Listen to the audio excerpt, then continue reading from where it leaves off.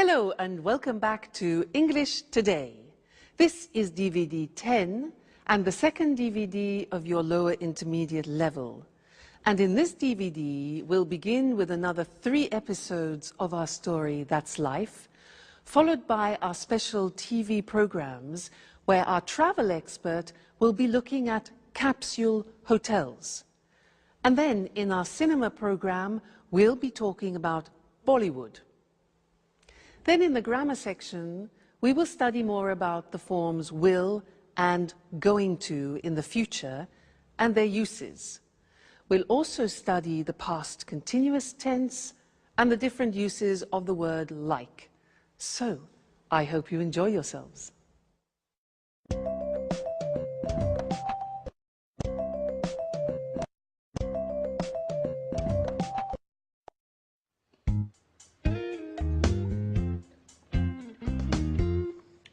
Alice, what are you going to do today?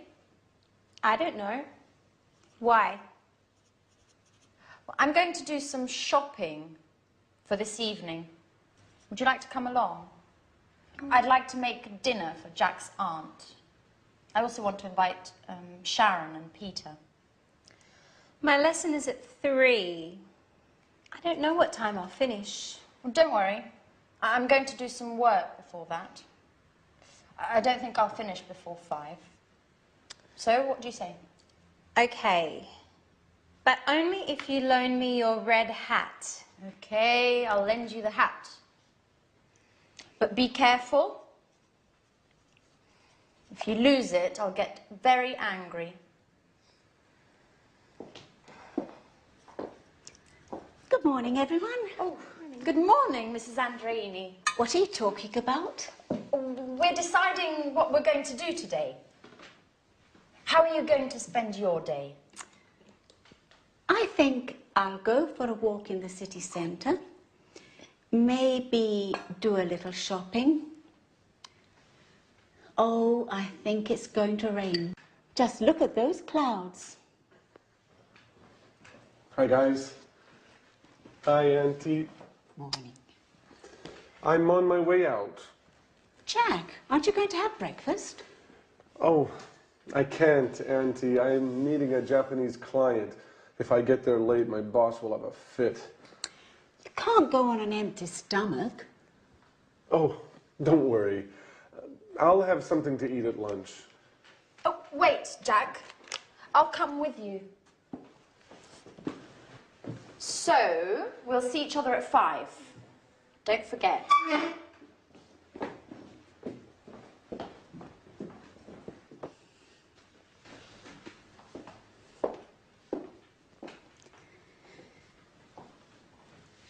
I'm worried about Jack. He's so thin. Maybe he isn't eating enough. Oh, he won't starve if he misses breakfast. He seems so run down and so distracted. He's always thinking about something else. Maybe he's in love.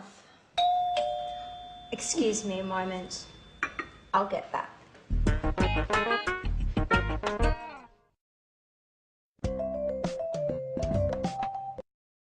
Hello and welcome back for another English language lesson on your live program.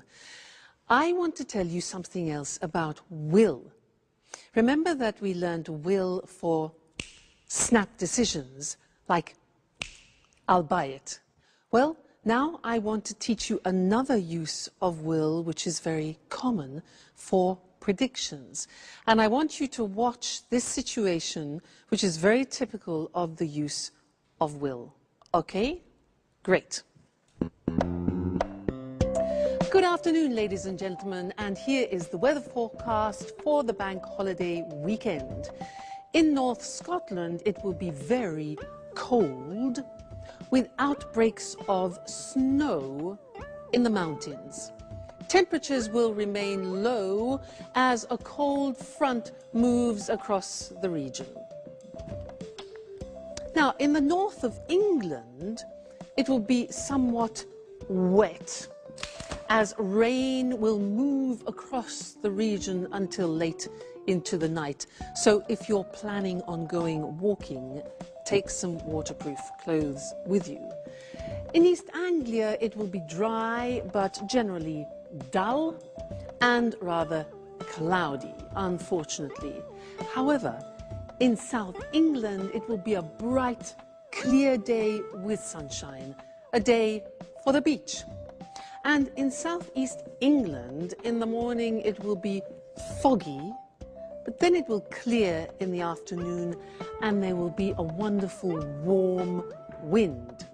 So, ladies and gentlemen, that is the forecast for your weekend, your holiday weekend, and I hope you enjoy yourselves. If I were you, I would go to South England where the sun is shining. Goodbye. Okay, now there I was telling you the weather forecast, and that is a typical example of when we use will. Let's look at the board. Now, will is easy, really. It's just the pronunciation which is difficult. I said tomorrow it'll be cold. You notice how it will becomes it'll. It'll. Strange pronunciation, yeah? So tomorrow it'll be cold. It'll be sunny. It'll be winter. It won't be sunny is the negative. Won't, remember the difference between will not, won't, and want, won't, want. So be careful with that pronunciation. So it'll be sunny and it won't be sunny, you could say, okay? So that's another use of will for predictions. So we have learned snap decisions, I'll buy it, and predictions, tomorrow it'll rain. So, what do you think it will do tomorrow? We'll find out, won't we? Okay, see you in the next lesson. Bye.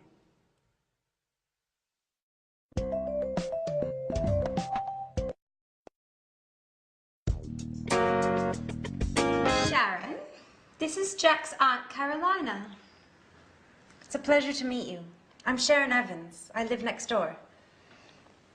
Another woman, and very pretty, I might add. Let me guess, you're Jack's friend too? Who knows why my nephew prefers female friends? Excuse me, I have to go. Sharon, why don't you stay? You can get to know each other better. Sharon, I'm a little worried about Jack. He's so distracted these days. Maybe there's something you know I don't. Me? I don't know anything, really. It's strange. I know his work is going very well. Maybe there's a woman in the picture? Listen, I'm very sorry. As I told you, I don't know anything about it. Now, I really must get going. Okay. What's the matter, Sharon? You look a little upset. I'm fine. Just a little tired, that's all. Listen, Sharon, you seem like such a nice girl. May I ask you a favor? Certainly. Go right ahead. You know I'm going to leave in a few days. When I leave, will you take care of Jack? It would make me feel so much better. Oh, well, I don't know. I don't know if I can do that. And why not?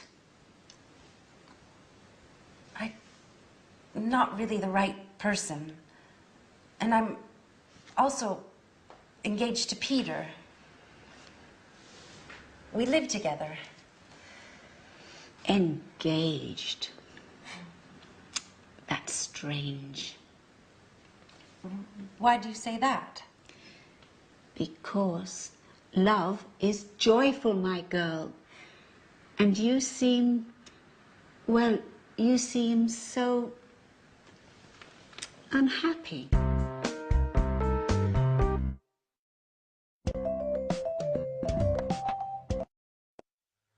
Hello again and welcome back. Jack's aunt is like a walking X-ray, isn't she? Now I want to look at going to with you again. Remember in the last lesson, some lessons ago, we learned going to for a future intention. You know, when I won it was 20,000 euro, I said, I'm going to have a good holiday. Well, I want to look at another use of going to now, which is for inevitable results. Let me give you an example. If I take this jug and this glass, and I start pouring water like this into it, I say stop, it's going to overflow. You can see it happening, and the result is inevitable. So this is another situation when we use going to. Let me give you some other examples. For example, let's think football. Yeah, you see the umpire, the referee. You see the referee, yeah? He does this. Red card. Inevitable result is he's going to send off a player. Red card. Look at this.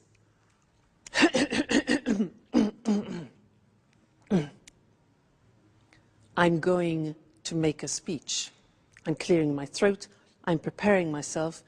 The inevitable result is I'm going to make a speech. Okay, now this. My God, it's 4 o'clock. My train is at 4:15, and it takes me 20 minutes to get there by taxi. Oh no! Inevitable result. I'm going to miss my train. All right. One more example. Watch me.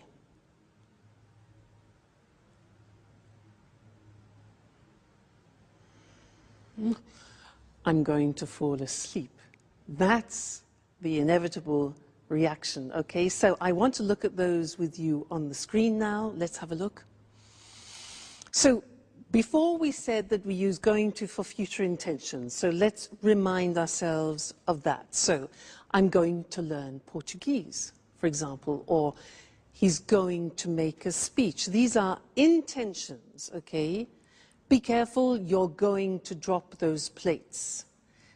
Okay, so when it's an intention, you often think about the plan, you've planned it before. Remember that? I'm going to go on holiday, I'm going to buy some beautiful plates. It's all planned and programmed.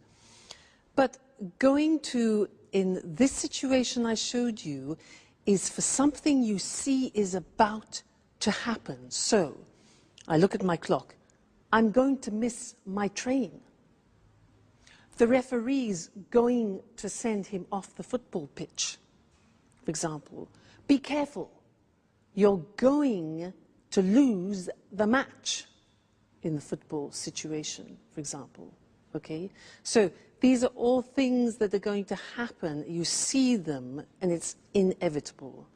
So you need to decide between the two situations, all right? Whether it's an intention or whether it's a predictable action or result. Now, an intention for you is you are going to be very good at English, okay? That's a future intention. Good. So that's going to, and I'll see you again in the next lesson. Bye.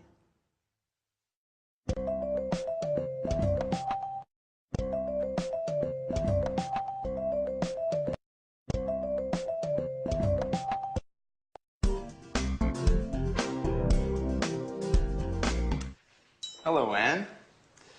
You're very beautiful this evening. Come on. Would you like a nice big kiss? But, Peter, are you crazy? What's the special occasion? I'm so happy. I'm elated. But you're never like this. What's happened? Do you remember that famous director who was at my performance? What did he look like? You know, that tall, well-dressed man, about 50 years old. He looked like Clark Gable. Oh, yes. Now I remember. Well, he said he wanted to direct a musical in Japan. Yes? And? But so what? And he said he wanted me to do an audition. Yes? I can't stand the suspense. What about him? Well, today, I auditioned. And listen to this, Anne. He wants me to go with him to Japan. Oh, congratulations, Peter!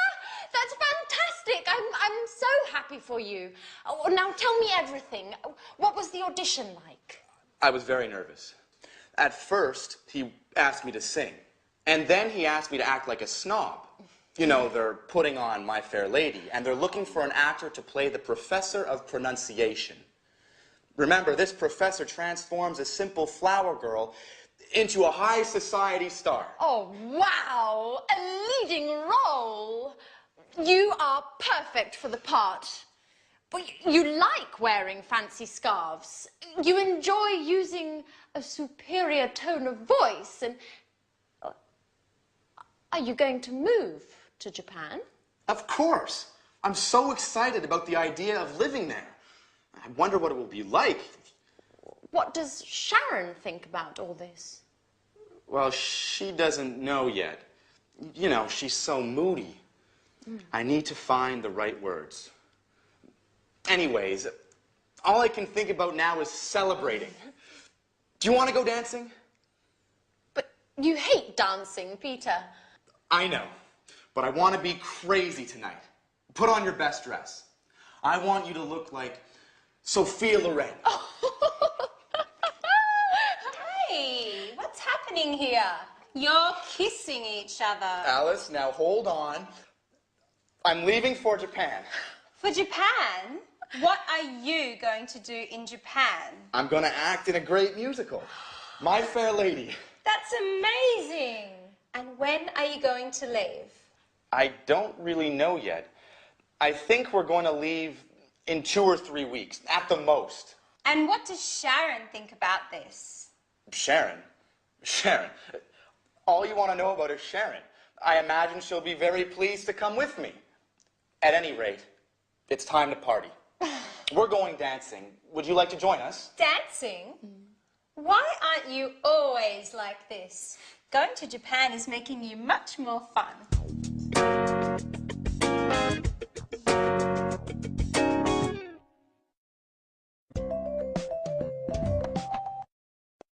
Hello again and welcome back to English Today for some more English lessons. Japan. Now that's an interesting destination, isn't it? Have you ever been there? No, neither have I. I'd love to go. Now, in this lesson, I'd like to do some revision about the simple past, irregular verbs. And I want to do a type of quiz with you. It's very simple, just to see if you can remember the irregular verbs, okay? I will say something, a phrase, in the positive form, in the past. Let me give you an example. I said that yesterday. Now, you have to find the infinitive of the past tense and formulate the question.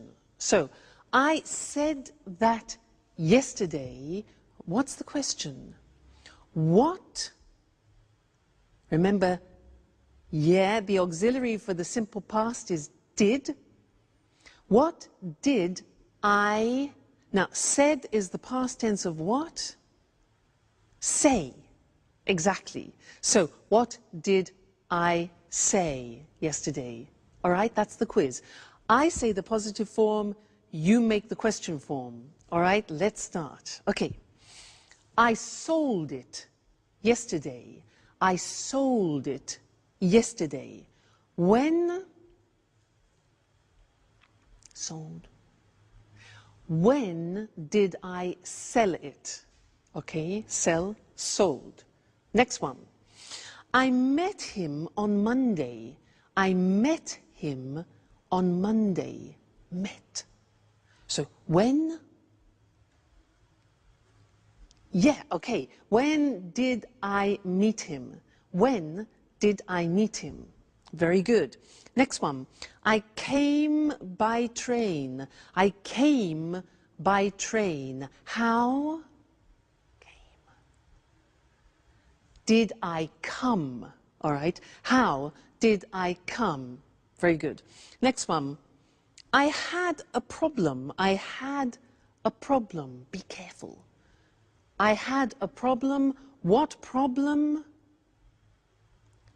did you have? Remember, have always takes the auxiliary in the past tense and in the present tense. So, what problem did you have? Great. Next one. I bought it in England. I bought it in England. Where did you buy? Very good. Where did you buy it? Great. Next one. I found it on the bus. I found it on the bus. Where did you find? Found. Where did you find it? Good. Next. I thought it was good. I thought it was good. What did you think about it? Think, thought. What did you think about it? Great. Next one. He was at home. He was at home. Where? Be careful. Was. The verb to be, remember? An exception. Where did he be? No, you can't use the auxiliary with the verb to be. So, he was at home. Where was he? Okay, so don't forget that. The verb to be is an exception, doesn't use auxiliaries. Right, next one. I flew by British Airways. Flew. How did you fly? Okay. I saw the film yesterday. I saw, S-A-W, the film yesterday. When? Did you see the film? Okay, great, we're getting good. I drank some wine. I drank some wine. What did you drink? And the last one, I took an aspirin. Took, T-O-O-K. I took an aspirin. What did you take? Fabulous. Let's go and look at those on the board now quickly, just to remind you also of the spelling, all right? So, I said that yesterday. What did you say? Said, infinitive, say. I sold it yesterday. When did you sell it? I met him on Monday. When did you meet him? I came by train. How did you come? I had a problem. What problem did you have? I bought it in England. Where did you buy it? I found it on the bus. Where did you find it? I thought it was good. What did you think about it? He was at home. Where was he? No auxiliary. I flew by British Airways. How did you fly? I saw the film yesterday. What did you see? I drank some wine. What did you drink? And I took an aspirin. What did you take? Great. You see, it's really just a question of practice. With the irregular past tense verbs, it's a question of memory and familiarizing yourselves with them. It will come with practice. Okay, great. So, see you in the next lesson. Bye.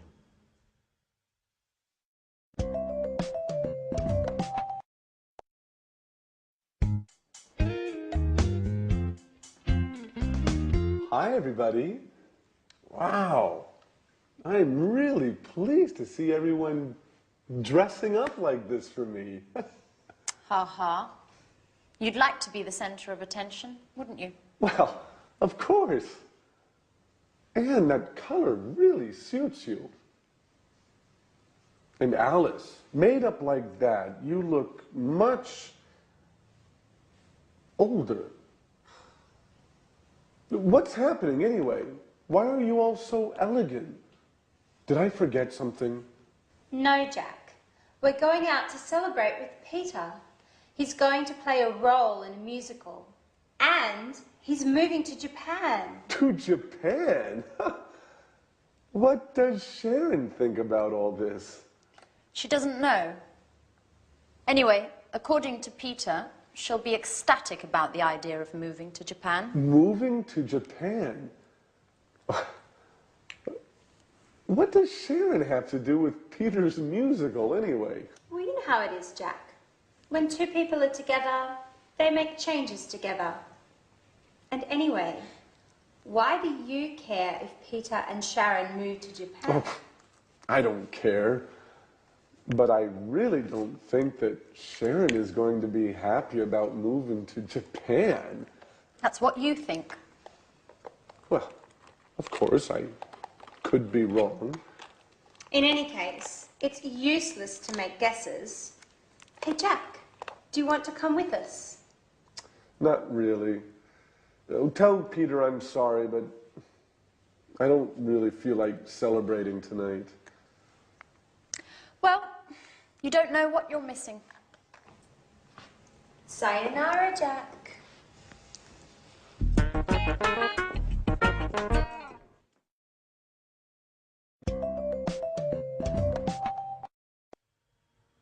Sayonara.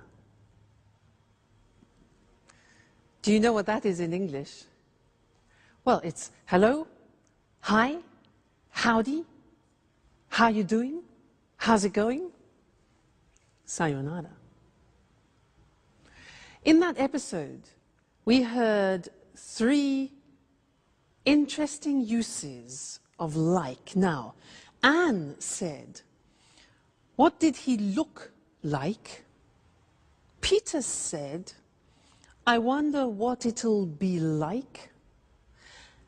And Peter also said, would you like to go dancing? Interesting, hey? This word like in English is really very, very interesting because it has different uses and different meanings. And Mr. Monkey is going to help me explain them to you. Now, if I ask the question, what would he like to do? What would he like to do? Mr. Monkey, what would you like to do? Mr. Monkey, you know what he said? He said he would like to find a Mrs. Monkey. Well, that's natural. What does it express? What would he like to do? Would like expresses desires, wishes, and wants. So that's one form. What would he like to do? What is his desire? Would like with the conditional form. That's one. Next one. If I ask what does he like in the present tense, what does he like? Well, I know he likes jumping around trees and eating nuts. What do you like? That's a question about your general likes, the things that you like doing on a regular basis. For example, I like singing. He likes eating nuts. What do you like doing? Do you like going to the cinema, going to the theater? So those are general likes, all right? Number 2. Number 3, I say, what does he look like? The answer to that question is, well, he's got blonde hair, he's got a squashy nose, and he's got short legs. Sorry, Mr. Monkey. Now, what does he look like? We use when we're talking about somebody's physical appearance. What does he look like? What does my boyfriend look like? Well, he's not too tall, actually. He's good looking, he's dark, he's handsome. All right, look like is therefore physical appearance. And the last one is if I say, what is he like? The verb to be with like, what is he like? Well, the answer with Mr. Monkey is he's kind, he's loving, he's generous, he's just gorgeous.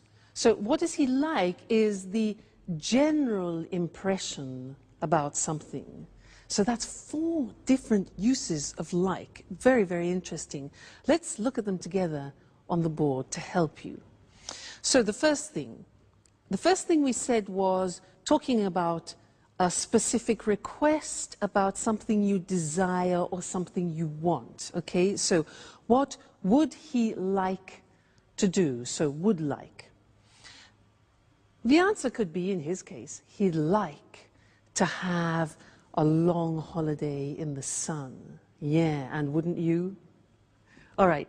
The next question was, what does he like? And this is for general likes, hobbies, for example. And the answer could be, well, he likes going to the theater and the cinema. He likes playing with other female monkeys. Okay.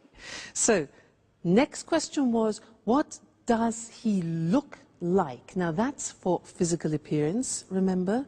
What does he look like? He's dark, he's handsome, that's my boyfriend. He's short and blonde, that's Mr. Monkey. And then the last one is, what is he like? The verb to be with like at the end for general personality and character. So what's he like? Well, he's easygoing, he's very generous, he's friendly, etc.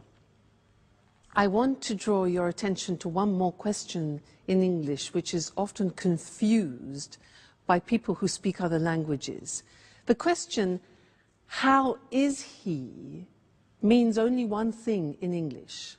How is he, like how are you, is asking about somebody's general state of health, about how they're feeling. So, how are you? I'm fine, thanks. How is he is not about his appearance or his character, but about how he feels. How is he? He's fine. Or, well, he's a bit tired. He's a bit stressed. Okay? So, very, very interesting word, that like. And listen out for it, for the different uses, because you'll find it very useful. Won't they, Mr. Monkey? Yeah. See you soon. Bye.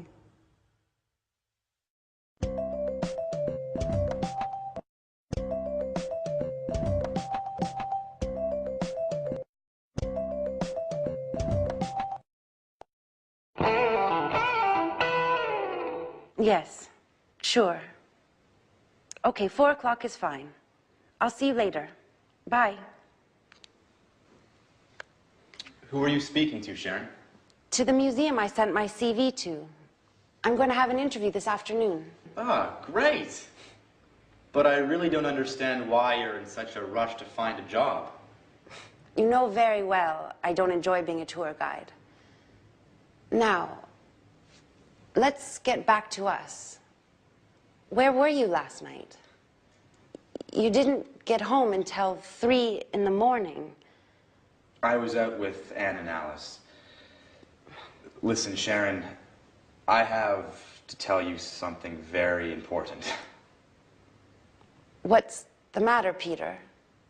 Is something wrong? Well, not really wrong, but yesterday, remember when I was waiting for you outside the gym? You saw that director, didn't you? The one who wants to put on a musical in Japan? Yes, that's the one. Well, he asked me to audition. And? Well, we had a meeting, and the audition went very well. It's a shame you weren't there. I was fantastic. Let me tell you what happened. Firstly, when I arrived, they were rehearsing the first scene of My Fair Lady. A girl was selling flowers in the street, and people were passing by without noticing her. Two men were watching the scene, laughing all the while. Then I sat down because I didn't want to interrupt anything. After that, all of a sudden, the director noticed me. He called out to me and asked me to play one of the roles. And here comes the best part. Finally, while I was singing, he interrupted me and he shouted, "Great, my boy! The part is yours." Can you believe it, Sharon? I got the leading part. I'm really happy for you, Peter. You should be happy for both of us. Why is that? Because we're going to leave for Japan in 2 or 3 weeks at the most. You'll come with me, won't you, Sharon? Japan? But how? This is such a surprise. I don't know, Peter. I certainly wasn't expecting this. What's the problem? A change will do us both good. What's keeping you here? You don't seem happy with your work. That's true. I wanted to change, but I certainly wasn't expecting this. This is so sudden. I'm completely confused.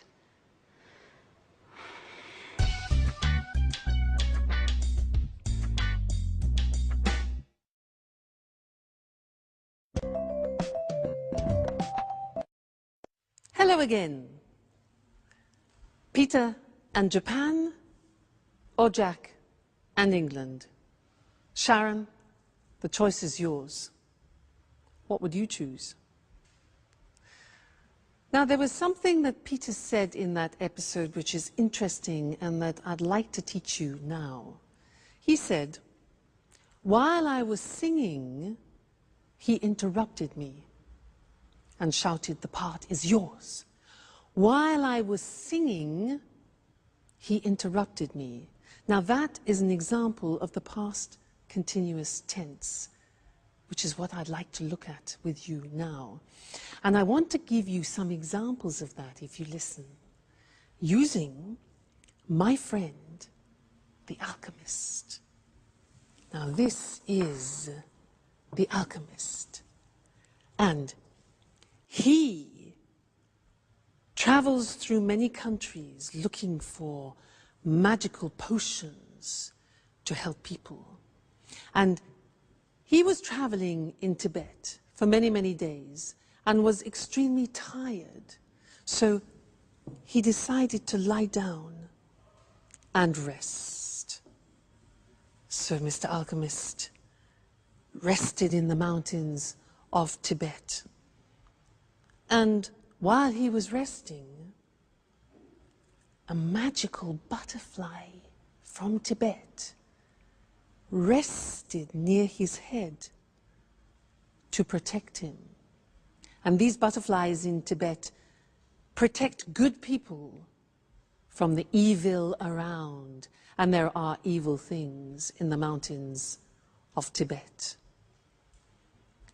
So, while he was resting and regaining his energy, suddenly a ferocious lion appeared and saw the alchemist and the butterfly resting and thought, "Ha-ha, a great two-course dinner, a starter and a main course." As he was preparing to attack, the butterfly saw him but didn't move. As the lion was getting closer, suddenly the butterfly turned and cast a spell on the lion, and the lion bit off his tongue and died. That was the end of the lion. And the alchemist survived. Let's look at the language that I use there, the past continuous. Now, the past continuous, as I said before, is a tense that we use when an action is continuing and is sometimes interrupted by another action. Look at the example. He was sleeping when the lion attacked. She was working when it happened. Now, you noticed it's I was, you were, he, she, it was, we were, you were, they were, plus the infinitive form and ing. So, she was working when it happened. We were watching TV when he phoned. They were relaxing when the lights went off. Now, the negative form is easy because you put the auxiliary into the negative. I wasn't concentrating when I dropped it. You weren't listening when the teacher explained it. You weren't. Check the pronunciation there. It wasn't working when I switched it on. The question form, you take the auxiliary and the subject form. What were you doing when he phoned? What were you doing? Where were you going when the news arrived? And who were they talking to when I saw them? Who were they talking to when I saw them? All right, so past continuous tense in order to describe actions which are continuing and can sometimes be interrupted. Or, for example, as I was telling the story, you were listening to me and learning the past continuous. Okay? Great, so that's the past continuous. Come back to the next lesson for some more new language. Bye.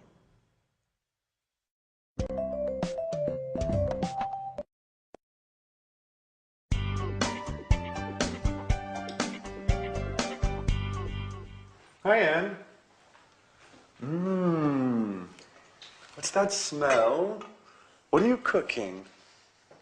I'm cooking roast beef. Wow, I'm starving. You know, my sweet Anne, I was thinking about you today, about how you take care of Alice and me. You were fantastic. It's something I've been wanting to tell you for a long time. Come on, Jack. Stop it. Stop making fun of me. Oh, but it's true, Anne.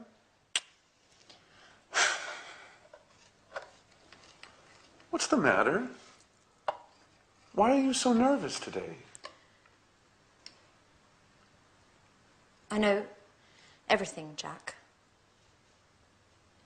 I know all about you and Sharon.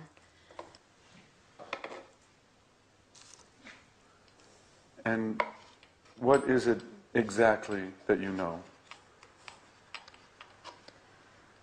That you had a relationship many years ago, and that maybe you are still in love with her.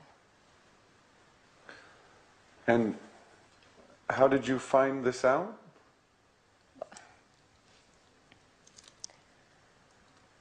I was tidying up in the living room the night of Peter's performance when I saw your jacket. And I was taking it to your room when something fell out. It was a photo. A very meaningful photo. You were kissing her. So I spoke to Sharon. And what did she say? She told me everything. Tell me the truth, Jack. Are you still in love with her?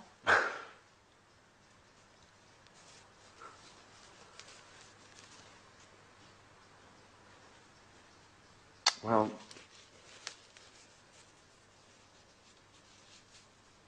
I have to admit that seeing her makes me feel... But, well, what about me, Jack? I thought there was something special between us. And there is, Anne. I care very much about you. But... But? Well, I thought we were just friends. Oh. Okay, Jack. I understand now. Wait, Anne, I didn't mean to hurt your feelings. But it doesn't matter, Jack. Just remember, Sharon is going to Japan.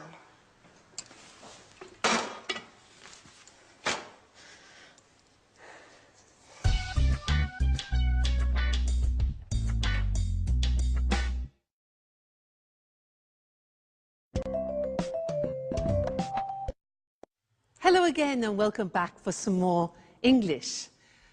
In that last episode, there were some interesting sentences. Jack said, "Why were you so nervous?" Why were you so nervous? This word so plus an adjective. And Sharon said, "This is such a surprise." Such. Those are the words I want to look at with you now. So and such.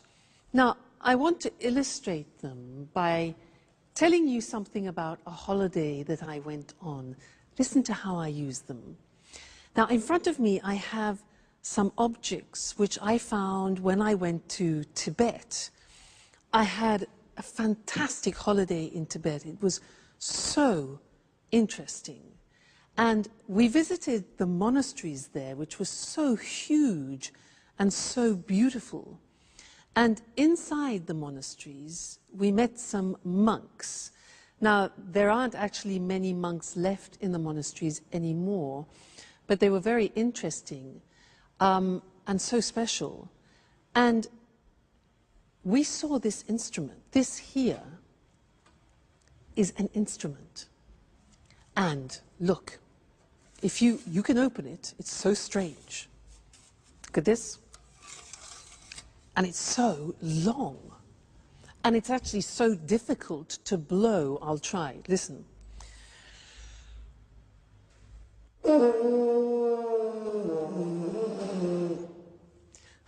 Well, when they played it in Tibet, it was much easier. Anyway, so interesting, this. So they have these instruments. And the monks wear these hats, look. Look. Oh, so strange, hey? Look at them. Very strange. So, or very interesting. And in Tibet, obviously, the temperatures are low, and the Tibetans have a special type of milk. And this is a container where they keep the milk. And the milk is yak milk. It comes from these unusual cows with long hair and horns that make this milk, yak milk, which is so unpleasant if you're not used to it. But anyway, it was such an interesting trip that I really recommend you should go and visit Tibet. Now, as I was describing Tibet to you, I was using both so and such. Let me show you how that works. So is usually followed by an adjective. The example is, Tibet is so interesting. Interesting is an adjective. So interesting, and it gives the impression of being very, extremely interesting, okay? We were so impressed by Tibet.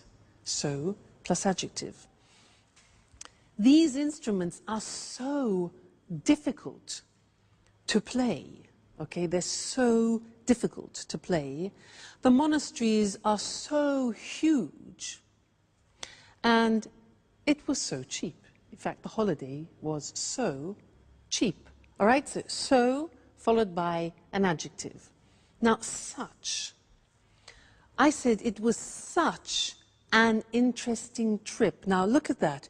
It was such is then followed by the noun, And if you have an adjective describing a noun, that goes before. So look, it was such an interesting trip. Okay, not easy. It was not a such interesting, but such an interesting trip. Another example, it was such a different experience. So such goes before the noun and its adjective. In the plural, look at what happens. They sang with such deep voices. Yeah, in fact, in Tibet, the monks, they sing in their boots. There's incredible sound. You notice in this example, we take out a or an, which is the indefinite article, and it becomes they sang with such deep voices. They wore such strange hats. All right? So and such. So we use with adjectives, such we use with the noun and its adjective. All right? So Tibet is so interesting. I recommend you go there for a trip. Okay. Great. Well, I look forward to seeing you in the next lesson for more English. Take care and keep practicing. Bye.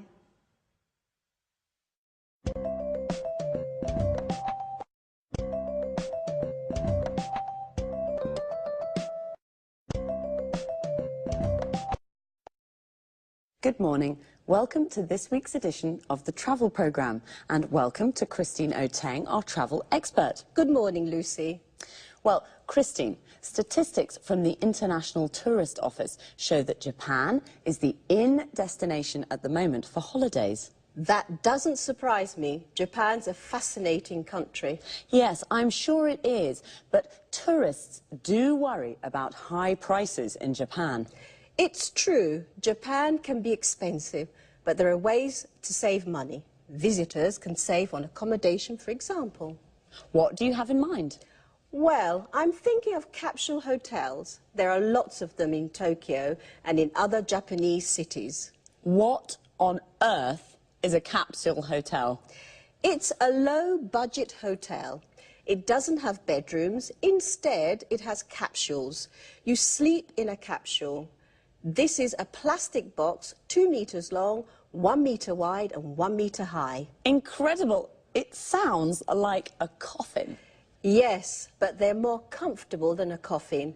There's everything you need. A bed, a control panel for the light and heating or air conditioning, a small TV near your feet, a radio and an alarm clock. Don't tell me there's a shower too. Yes, there is a shower, but not in the capsule though. You share showers and toilet facilities with other guests. And how much does it cost? About €25 a night. Capsule hotels are really for office workers who miss their trains home at night, but tourists can sleep there too. Amazing. And only €25. Do you think that an idea like that could work in Europe? Absolutely. In fact, there's at least one capsule hotel already in London. Does it have capsules too? No, it doesn't. There are traditional rooms, but they're very small. They're about 7 square meters. Many of them don't have a window, and there isn't a wardrobe, just 2 coat hangers. You need to pay extra to watch TV and to have your room cleaned. But there is a double bed and an ensuite bathroom with a shower, toilet and wash basin. And how much does it cost in London? A room costs about €40 a night. But if there's a lot of demand, the room can cost more. You see, the hotel uses the concept of low-cost flights. And the earlier you book, the cheaper it is. So, if you book at the last minute, you pay more. That's it. Well, there are some interesting travel ideas there. If you're looking for a cheap place to stay in central London, you could try a capsule hotel. But remember to book early. On the other hand, if you're visiting Tokyo, why not spend a night in one of those capsules? It'll certainly be an unusual experience, and you'll save some money too. Thanks, Christine. It's a pleasure. Goodbye. And goodbye to all our travellers. See you next week.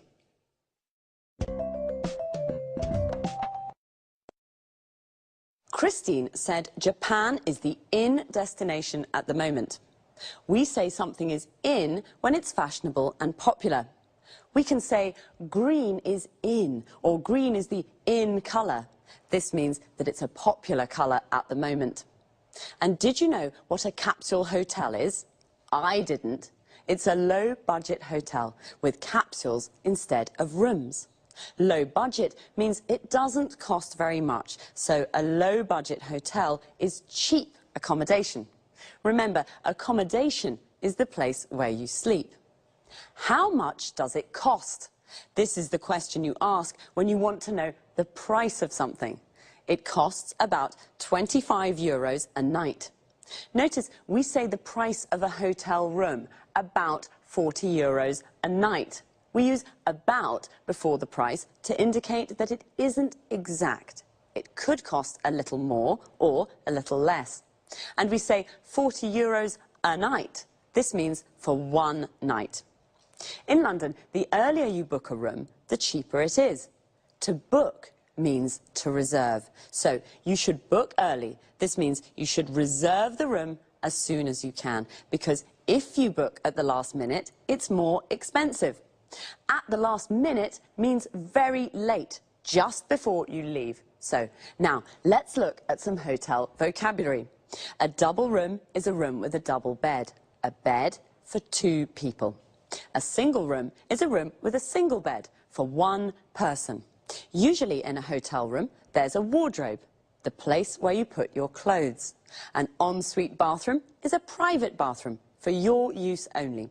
In low-budget hotels, you often have to share the showers and toilet with other guests. Guests are the people who stay in a hotel. To share means that it's not only for you. When it's cold, you use the heating to make a room warm. In summer, when it's hot, you use the air conditioning to make a room cool. That's all for this time. Take care and see you next week.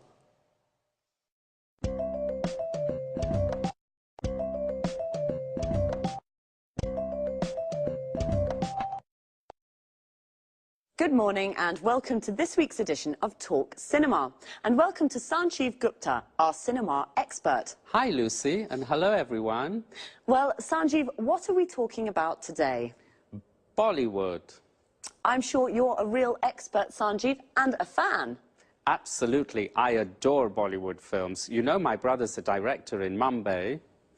Interesting. First of all, let's explain to our viewers what Bollywood is. Of course. Bollywood's the name given to the Indian film industry. It comes from Bombay and Hollywood, Bollywood.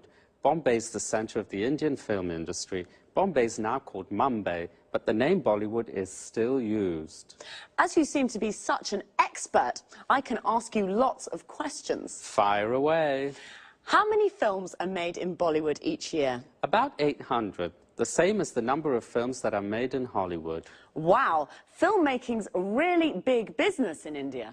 That's right. Did you know that 14 million people in India go to the cinema every day? 14 million every day? I don't believe it. That's a huge number of people. That's right. There are lots of people in India, remember, but even so, it's a large number of cinema goers. It certainly is. But tell us, is it true that Bollywood's now becoming more known internationally? Yes, it is. Many people from India now live overseas, especially in the UK and the USA. Today, in the UK, Bollywood films are screened in normal cinemas and are also broadcast on TV.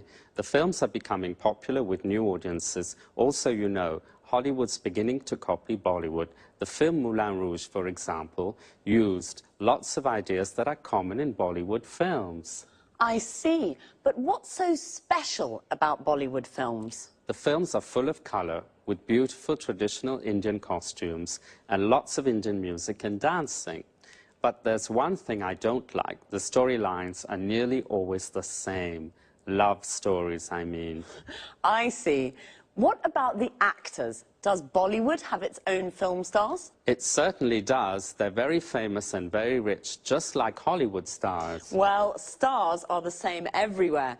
But tell us, Sanjeev, are there any problems facing Bollywood? Unfortunately, there are. Illegal copying is the biggest problem facing the Bollywood studios. They lose lots of money because of piracy. Another problem is that young audiences are becoming bored with the traditional love story formula. Today, the studios have to create new storylines. A typical new film is the one that is set in a call center in Mumbai and follows the lives of 6 young Indians working there. Did you know, Lucy, that many young Indian graduates now work in call centers? They answer calls in English from customers in the US and the UK. Yes, I have heard of the new call centres in India. So the film mirrors real life. It sounds fascinating. Well, Bollywood's booming and is becoming more known internationally. The stories are rather similar, love stories. But some new, interesting storylines are creeping in, right, Sanjeev? Right. Thanks, Sanjeev, and goodbye. Goodbye. See you again next week for another edition of Talk Cinema.